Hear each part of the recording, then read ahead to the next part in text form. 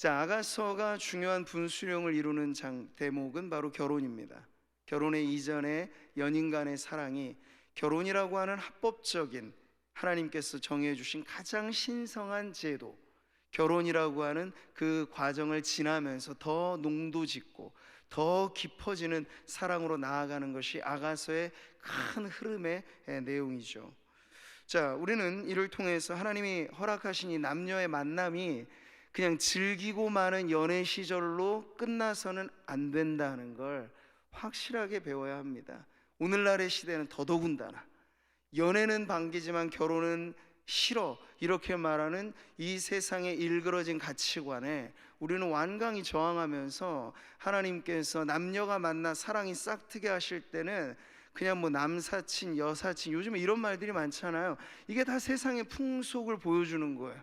그러니까 결혼까지 안 가려고 하는, 어떻게 해서든지 그냥 우리 친구지간으로 지내자 뭐 이런 얘기들인데, 근데 결혼은 좀 기피하는 이러한 세상의 풍조 아니라고 말하는 거예요. 아가의 노래는 결혼에 이르러야 하나님께서 허락하신 더 깊은 사랑의 단계로 나아갈 수 있다는 거죠. 남녀의 만남과 결혼만 그렇습니까? 아니요. 아가서의 신비는 이 결혼이라고 하는 이 농도 짙은 사랑의 관계를 통해서 결국 그리스도와 교회의 관계의 하나됨을 바로 이 비밀 안에 담아 놓았다 하는 점에서 더 중요한 의미를 갖죠. 에베소서 말씀을 한번 같이 더 보겠습니다.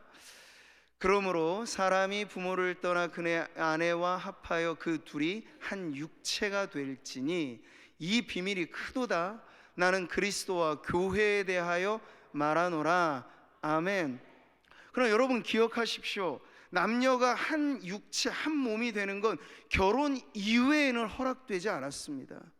결혼이어야만 남녀가 한 몸을 이루는 합법적인 관계를 맺을 수 있는 거예요. 자, 이 합법성, 계약성, 언약성, 그것이 바로 그리스도를 믿고 따르는 교회와 성도들과 예수 그리스도께서 연합하여 하나됨을 이루는 관계의 유비를 보여주는 거죠. 느끼는 감정대로가 아니라는 거예요. 언약에 신실하신 하나님은 그 언약에 따라 우리가 예수를 믿노라고 말하는 것, 마치 신부가 신랑을 받아들이듯 그렇게 간주하셔서 이 믿음의 관계 안에서 신랑 되신 그리스도도 검은 머리 팥불이 될 때까지, 죽음이 우리를 놓을 때까지, 아니 죽음 너머로 영원한 세상에 이르기까지 우리를 버리지 않으시겠다는 그 엄숙한 서약이 바로 십자가에 달리신 예수 그리스도의 사랑인 줄 믿습니다. 복음은, 구원은 여러분의 감정에 달린 문제가 아니고 사건에 달린 문제고 언약에 달린 문제예요. 우리의 믿음은 바로 그 언약에 신실하신 하나님을 향할 때 떼려야 뗄 수 없는 그리스도와 교회가 신부와 신랑이 하나 된 것처럼 하나됨을 이루는 그 신비에 이르게 될 줄 믿습니다. 자, 그래서 우리는 아가서가 보여주는 이 두 가지 면 다 당시에 이 솔로몬과 술람미라고 하는 남녀의 청춘의 만남이 결혼의 관계를 이루어서 어떻게 하면 이 지상에서 그리스도와 교회의 연합을 보여주는 가장 신비로운 제도로서 부부의 관계, 결혼의 관계, 이 가정이라고 하는 관계를 이룰 것인가에 대한 것을 이 아가서를 통해서 보는 것이고, 그 안에 감추어진 더 큰 이 보물로서 바로 교회와 그리스도의 관계를 오늘도 우리는 함께 살펴볼 수 있는 것이죠. 자, 오늘 이어지는 신랑의 노래를 들어보세요. 8절의 말씀입니다. 내 신부야, 너는 레바논에서부터 나와 함께하고 레바논에서부터 나와 함께 가자. 아멘. 지금 신랑이 신부를 부릅니다. 근데 지금 우리는 결혼, 신혼 초야에 이른 두 신랑과 신부이기 때문에 물리적으로 떨어져 있는 것을 의미하는 건 아니라는 걸 알 수 있어요. 그런데 지금 왜 레바논에서부터 나와 함께하고 레바논에서부터 나와 함께 가자라는 말을 할까? 이 레바논이라고 하는 건 지형적인 의미에서는 북쪽을 가리킵니다. 그리고 여기 나와 있는 이 모든 지명들은 하나같이 높은 산을 의미해요. 뭐 표범의 굴 이런 것들은 위험한 지대를 말합니다. 자, 이 말인즉 결혼하여 남녀의 관계가 부부의 관계를 이루었지만 신부의 마음은 어떻습니까? 여전히 얼떨떨하고 두려움이 있는 거예요. 남자와 여자의 차이란 그런 것으로도 말하죠. 신부는 결혼식장에 들어갈 때까지 이 사람이 내 사람 맞나? 이 사람 평생 믿을 만한 사람인가? 의 마음에 그러한 두려움이 있을 수 있어요. 여림이 있을 수 있어요.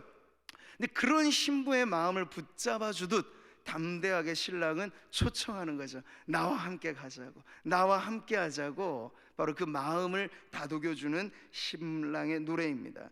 자, 오늘 이 본 단락에서 우리는 아가서의 어떤 단락에서도 어떤 시에서도 볼 수 없는 특이점을 찾는데, 바로 이 짧은 단락 안에 내 신부야, 내 신부야, 그 여인을 향하여 바뀌어진 호칭을 자그마치 6번이나 반복해서 쓰고 있어요. 또 다른 단락에서는 이 신부라는 호칭이 나오지 않아요. 그러니까 이 결혼식과 결혼 초야에 이르러서 더 밀접해진, 친밀해진 이 관계를 신부가 뭐예요? 이제 갓 결혼한 새댁을 말하는 거잖아.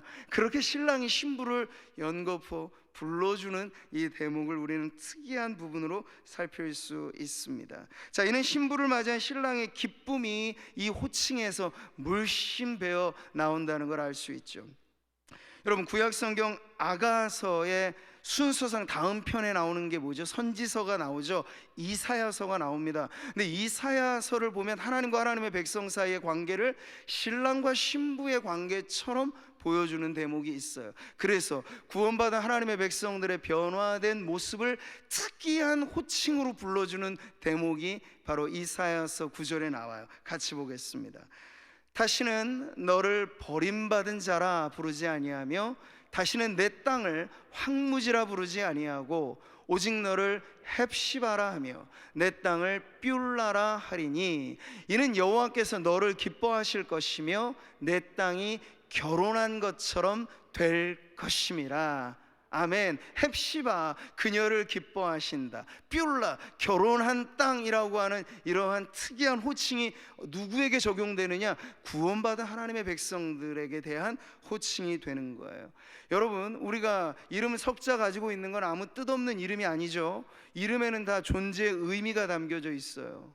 그래서 사실 부모가 자녀들 이름 정해줄 땐 아주 심사숙고를 해야 되는데, 예전엔 좀 그런 의식이 부족하셔가지고 부르는 돌쇠라고 부르고, 네, 뭐 별의별 너무 하찮게 불려지는 이름들이 많기도 하였는데, 예수 믿는 사실 부모들은 자녀를 놓고 이게 출생하면서부터 그 이름을 어떻게 지어줄까가 신앙적으로 매우 중요하게 와닿는 거죠. 바로 그 이름 석자에, 그 호칭에 그 존재의 의미가 담겨져 있기 때문이에요. 하나님은 이런 의미에서 우리를 오늘도 헵시바라고 부르시고 뷸라라고 부르십니다. 우리는 황무지가 아니에요. 버려진 땅이 아니에요. 이미 하나님과 결혼한 신부와 같이 하나님의 기뻐하심을 입은 변화된 구원의 백성들인 줄 믿습니다. 오늘 아가의 노래는 그 신부를 향하여 계속해서 내 신부야, 내 신부야. 질리지도 않나 봐요. 신랑은 바로 곁에 있고 옆에 있고 하나 된 그 신부를 계속해서 바라보며 내 신부야, 어디 가지 않는데 내 신부야. 애지중지 하는 마음이 느껴지는 거죠. 이 마음이 지금 누구를 향한 마음이겠어요? 오늘 우리 하나님이 바로 예배하는 성도들을 향하는 마음인 줄 믿습니다. 함께하고픈 마음, 나와 함께하자. 처음에 등장해서부터도 신랑의 마음은 매 한 가지였잖아요. 나와 함께 가자. 여기서 우리는 신랑의 사랑이 얼마나 안정감 있는 사랑인가를 알 수 있어요. 그러니까 결혼에 이르기 전 연애 시절은 아무리 스파크가 튀고 불이 붙는다고 해도 불안정하죠. 왜냐하면 감정에 충실하거든요. 근데 감정이 사라지게 되면 언제 그랬냐는 듯이 빠이빠이 할 수 있는 게 연애의 위태로움이에요. 근데 결혼이라고 하는 건 그게 아니죠.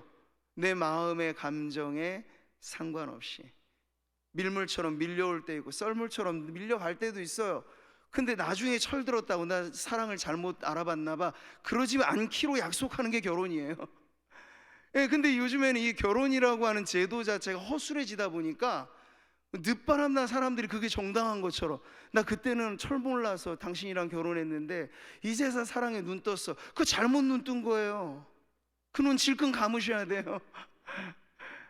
이 결혼이라고 하는 것은 늘 한때 감정으로 끝나는 것이 아니라 지속 가능한 관계일 때 결혼은 아름다운 것이죠.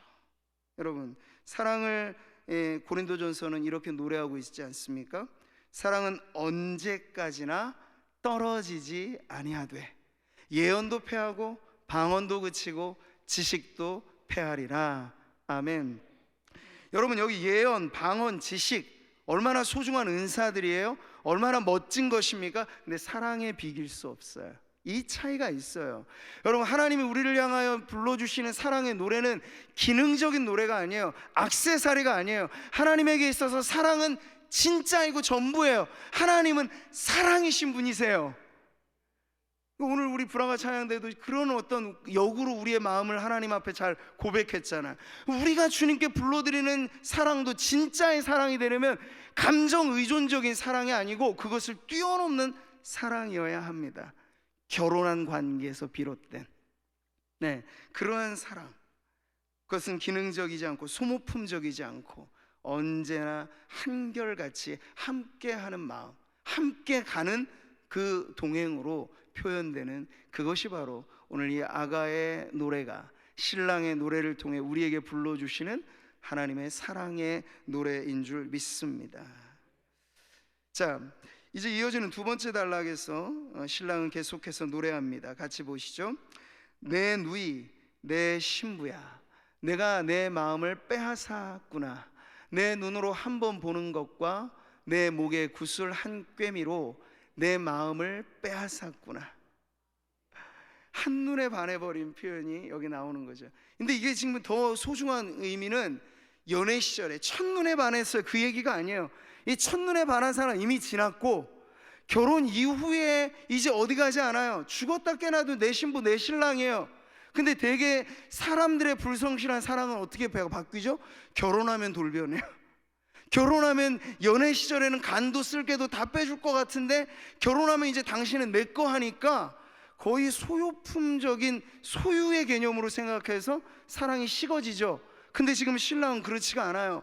결혼한 이후에 봐도 첫사랑만큼이나 더 한눈에 내 마음 빼앗을 정도로 너무나 어여쁘고 어여쁘다, 그렇게 지금 얘기해주고 있는 거죠.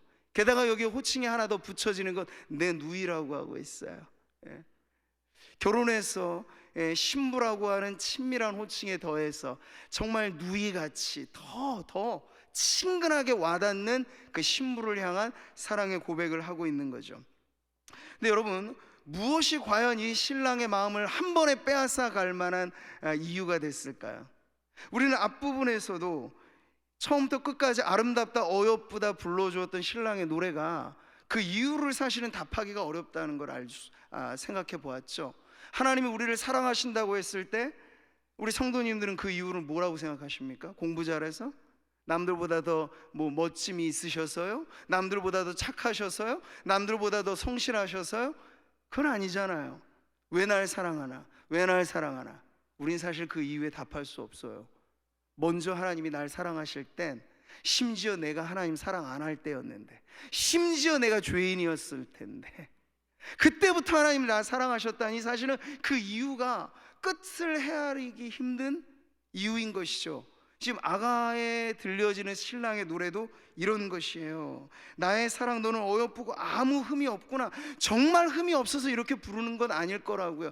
흠이 있어도 그 흠이 아무런 문제가 되지 않을 만큼 덮어지고도 남을 사랑, 그것은 그 여인에게, 신부에게서 뿜어나오는 아름다움의 원인도 있겠지만 더 우리가 엄밀하게 따져보면 압도하리만큼 신랑의 사랑이 엄청나다 하는 것을 지금 보여주는 거예요. 변함없이 여전히 압도적인 사랑. 우리가 여기서 내 마음을 빼앗았구나라고 하는 표현의 원어적인 의미는 내가 지금 정신을 잃을 지경이라 이런 얘기예요.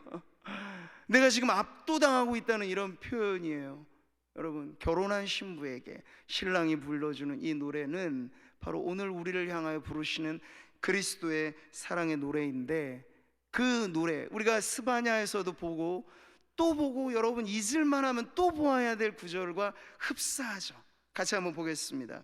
그가 너로 말미암아 기쁨을 이기지 못하시며 너를 잠잠히 사랑하시며 너로 말미암아 즐거이 부르며 기뻐하시리라. 아멘. 이 노래를 우리 하나님은 질리지도 않으시는지 매번 여러분 대할 때 새로움으로, 우리 하나님 늘 새로운 분이시잖아요. 우리 하나님의 사랑도 그래서 질리지 않는 사랑이에요. 질리지 않는 사랑으로 우리에게 이 노래를 부르시는 거예요. 너는 어여쁘다. 나에게 너는 최고다. 내가 너를 볼 때 나는 참 기쁘다. 기뻐 죽을 지경이다. 호세아 선지자의 말씀을 보면요, 내가 너를 향한 사랑이 미쳐 돌아버릴 지경이라는 표현까지도 써요. 여러분, 이런 사랑이 여러분에게 믿어지기를 바랍니다. 우리의 존재감이라고 하는 것이 세상이 나를 보는, 그러면 나는 검은 존재이고, 이 술람미 여인이 보았듯이 세상의 기준으로 말하면 나는 뭐가 부족하고 뭐가 연약하고 뭐가 자꾸 이렇게 말할 수 있겠어요. 그러나 절대적이고 압도적인 신랑의 사랑으로만 나를 본다면 세상 천지에 나 같은 사람은 없는 거예요. 나 같은 사람은 없을 정도로 하나님이 나를 사랑하신다고 하시니까요. 할렐루야. 이 사랑에 감동받으시고 이 사랑에 겨워서 살아가는 게 진짜 신앙하며 살아가는 맛이라고 저는 믿습니다. 부창부수라고 할까요? 여러분, 신랑과 신부의 수준은 맞아떨어지게 돼 있어요. 근데 사실 우리의 신랑 되신 그리스도는 완전한 사랑으로 우리에게 노래를 불러주시는 반면 아직 우리는 조금 이렇게 오르락 내리락 하죠. 근데 여러분, 결국 하나님의 열심은 우리의 사랑도 그리스도의 사랑을 닮아가는 쪽으로 끌어올리실 거예요. 그래서 그 신랑의 그 신부라 할 만큼 격이 다르지 않는 그런 사랑의 자리로 우리를 끌어올리실 것입니다.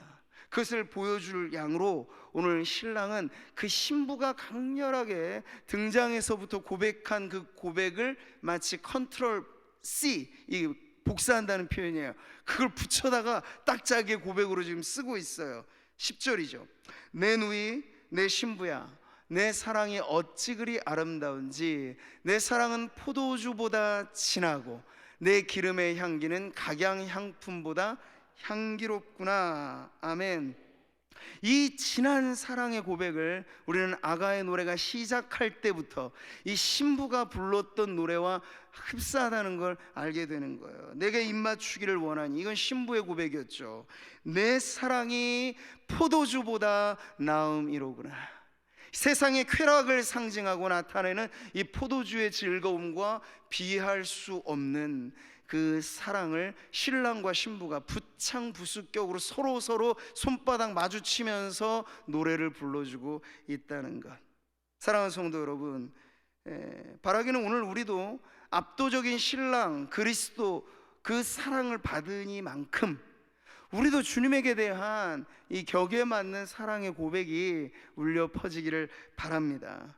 우리를 위해 불러주시는 하나님의 기쁨의 노래는 질리지 않는데, 왜 우리가 주님께 불러드리는 기쁨은 때를 따라 질리기도 하고 찬양은 언제나 우리에게 새롭게 느껴지기다 또 하다가 언젠가는 정말 익숙한 18번 그냥 부르긴 부르지만 아무런 감흥 없는 그런 질린 노래가 될까요? 차이는 우리의 마음에 있어요. 우리의 마음이 주님을 향한 압도적인 만큼의 그 사랑에 감싸 있게 된다면 우리도 하나님만큼이나 질리지 않는 기쁨의 노래를 우리의 신랑 되신 그리스도께 불러드리는 신부와 같은 교회가 될 줄 믿습니다.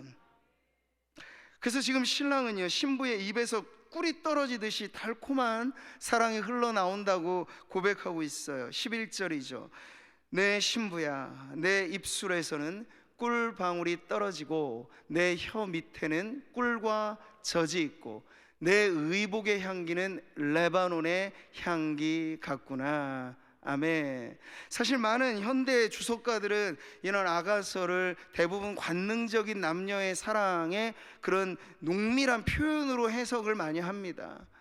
딱 갈려지는 것 같아요. 이 아가서에 대한 연구가 고전적인 경건한 시대의 우리 선배들은 이것을 다이렉트로 그리스도와 교회에 대한 사랑으로 직접적으로 음미하는 반면, 현대의 많은 사람들은 마치 아가의 노래가 사랑학 교과서, 부부 애정교실 뭐 이런 걸 가르칠 양의 책으로 또 너무 극명하게 나눠져 있는데, 우리는 그 사이에 어떤 것을 보는 것입니다. 네, 이 말씀이 우리에게 보여주듯 이 남녀의 사랑과 결혼의 관계에서의 아름다운 사랑을 가르치는 그 분명한 내용도 있지만, 아가서가 궁극으로 우리에게 가르쳐주고자 하는 것은 남녀의 어떤 현실적이고 육체적인 그런 관능적인 아름다움이 끝이 아니고, 더 중요한 건 그 안에 감추어진 비밀, 그리스도와 교회도 이와 같이 아주 남모르는 깊은 사랑의 관계를 누립니다 라고 하는 것을 가르쳐 준다고 볼 때, 여러분, 이 신부의 입에서 떨어지는 꿀송이, 이건 뭘까요? 여러분, 아무리 입술이 예뻐도 그 입에서 나오는 말이 미우면 미운 것이죠. 그러니까 더 아름다움이라고 하는 것은 우리의 외모의 어떤 육체의 모습보다도 그 자체가 보여주고 나타내는 그 사람의 됨됨이와 성품과 신앙의 인격, 이런 것이 우리의 입의 말로 표현되어질 때, 신랑 되신 그리스도는 이것을 통해서 더 기뻐하신다는 걸 여러분 믿으시기를 바랍니다. 옛날 흘러간 노래처럼 얼굴이 예뻐야만 여자가 아니고 마음이 고와야 여자라는 그런 노래처럼, 오늘 아가가 우리들에게 들려주고픈 노래는 정말 어여쁜 생김과 그런 모습보다도 그 눈에서 뿜어져 나오는 사랑의 빛과 입에서 떨어져 나오는 사랑의 말들로서 더 아름답고 귀한 그러한 신부가 되기를 바라는 그 신랑, 바로 우리의 신랑 되신 예수님의 마음을 오늘 여러분이 잘 읽으시고, 그래서 여러분의 입술도 신랑을 매혹할 만큼의 뚝뚝 떨어지는 꿀송이가 여러분의 입술의 찬송과 기도와 그 모든 것을 통해서 나오시기를 주님의 이름으로 축복합니다. 자, 마지막 세 번째, 오늘 신혼 초야 신랑과 신부가 지금 이 즐거운, 이 흥겨운 노래를 부르는 가장 중요한 이 언약의 기준이 있어요. 그건 뭘까요? 신랑 신부 모두에게 요구되어지는 결혼의 순결함입니다. 순결함, 이것이 상징적으로 담겨져 있는 표현을 우리는 봐요. 12절이죠. 내 누이 내 신부는 잠근 동산이요 덮은 우물이요 봉한 샘이로구나. 바로 이 표현, 이것은 누가 봐도 아주 명확한 의미가 있죠. 왜 동산은 동산인데 잠겨진 동산일까요? 우물은 우물인데 아무나 못 마시는 덮어놓은 우물일까요? 샘은 샘인데 왜 봉해진 샘이라고 말할까요? 여기 중요한 의미가 있어요. 이것은 바로 신랑이 노래할 때 그 신부의 순결을 가리키는 것입니다. 네, 이 은유는 아무나 침입할 수 없는 동산이 될 때 신랑은 그 신부에게서 압도하리만큼의 그 사랑을 느낄 수 있다는 거죠. 여러분, 만인의 연인이란 말은 참 부적절한 말입니다. 만인의 연인이 돼서는 안 돼요. 오직 한 남자, 오직 한 여자, 신랑과 신부에게만 매력적인 대상이 되면 돼요. 근데 요즘에 현대 사회가 가고 있는 이 잘못된 경로는 뭘까요? 마치 모든 사람에게 내가 매력적인 존재가 되려고 발버둥 치는 것 같아요. 네, 왜 많은 사람들 그렇게 자기의 몸을 열심히 만들어서 노출하고 보여주려고 할까요? 신랑과 신부 사이에만 매력을 느끼면 그만인 것을 왜 다른 외간 남자, 외간 여자한테 내 몸이 보기에 좋아지도록 애를 쓰는 걸까요? 여러분, 이게 시대적인 잘못된 사조로 흘러가는데, 많은 경우에 사람들이 이게 당연한 것처럼 받아들인다는 거예요. 여러분, 하나님은 결혼한 관계에서 신랑과 신부가 말하자면 둘만의 전용 공간이 되기를 바라세요. 이 표현이 저는 아주 근사하게 생각되는데, 제가 생각한 표현입니다만, 전용 공간, 네, 아무나 침해할 수 없는, 이게 순결의 의미이기도 해요. 근데 여러분, 자신의 몸, 신랑과 신부가, 이건 신부에게만 요구되는 순결이 아니겠죠? 신랑과 신부 모두에게 결혼 전, 결혼 이후는 더더군다나 그 순결이 요구되어지는 것은 둘 이외에는 누구도 이 공간을 점유해서는 안 된다라고 하는 완전히 프라이빗한 그런 공간으로 서로의 육체의 삶을 대해줘야 한다는 거예요. 이것이 여러분 영적인 의미에서의 적용은 더 분명하죠. 오늘날 교회가 세속화의 위기에 놓여져 있다는 건 신부의 영성에 매우 큰 타격을 받는다는 것인데, 그게 뭘까요? 신부의 영성에 가장 중요한 건 순결함일 텐데, 그 순결함이 짓밟혀지는 교회의 세태가 바로 세속화라고 하는 문제의 가장 핵심의 쟁점이 된다는 거예요. 여러분, 신앙생활에 있어서 우리의 신랑세이신 그리스도가 우리에게 원하시는 가장 중요한 게 뭘까요? 영적인 순결이죠. 아무리 내 신부가 예쁘고 아무리 내 신부가 어여뻐도 나한테만 예뻐 보이려고 안 하고 옆집 아저씨한테도 예뻐 보이려고 하면 이거 큰일 날 일인 거예요. 그러지 않게 우리가 영적인 순결을 말한다는 건 뭘까요? 오직 하나님 외에는 섬길 이가 없고, 오직 하나님 외에는 우리가 경배하는 이가 없고, 오직 하나님 외에는 우리가 믿을 이가 없다는 서약을 하는 것이죠. 이 우상 숭배의 문제가 바로 영적인 순결이 깨지는 문제예요. 호세아서가 그 부분 아주 잘 보여주죠. 이스라엘 백성이 하나님을 멀리 떠나 하나님도 믿고 바알도 믿고 완전히 잡탕밥처럼 그들의 신앙이 그렇게 뭉개져 버렸을 때, 하나님께서는 당신의 선지자를 망가뜨리면서까지 엄청난 메시지를 주셨어요. 호세아에게 너는 가서 저 음란한 여인을 아내로 맞아 음란한 자식을 낳아라.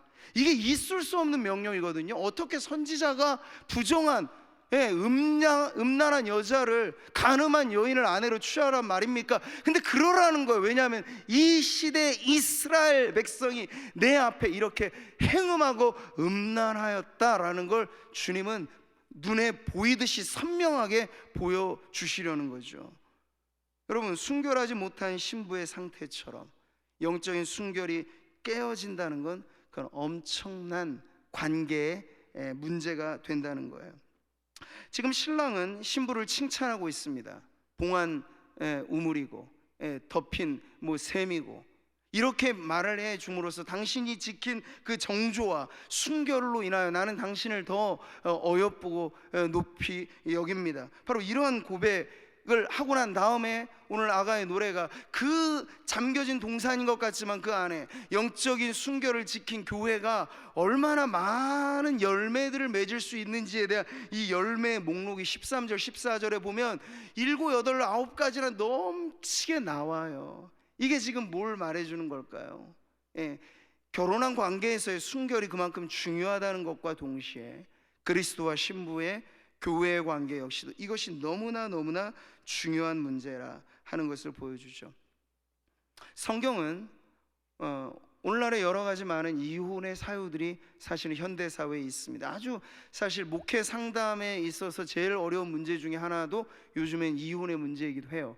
그러나 성경이 우리들에게 단 하나의 분명한 이혼의 사유로만 알려준 게 딱 하나 있어요. 그 시대를 불문하고 딱 하나의 기준이에요. 그건 간음한 경우를 제외하고는 성경은 이혼에 대해서 우리에게는 다른 이유를 알려준 것은 없어요. 근데 반대로 생각하면 간음의 사유는 하나님께서 그토록 금하신 이혼을 허할 수 있을 만큼의 심각한 문제라는 거죠.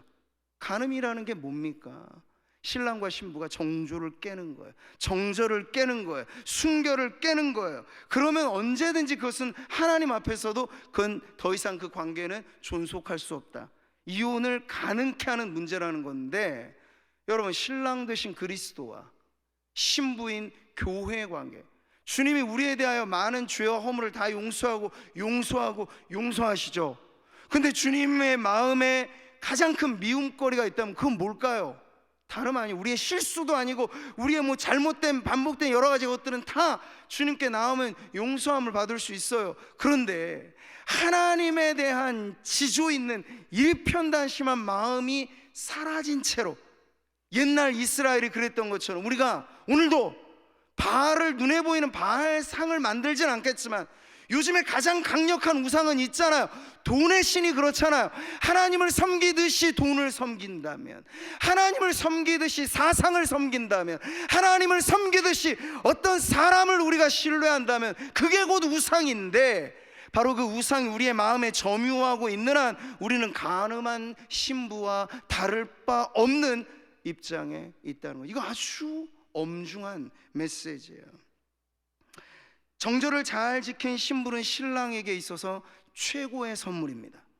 반대로 정절을 깬 신부는 신랑에게 있어서 가장 큰 마음의 고통이요 최악의 원수가 될 수도 있어요. 야고보는 이렇게 말하죠. 같이 읽겠습니다. 간음한 여인들아, 세상과 벗된 것이 하나님과 원수됨을 알지 못하느냐.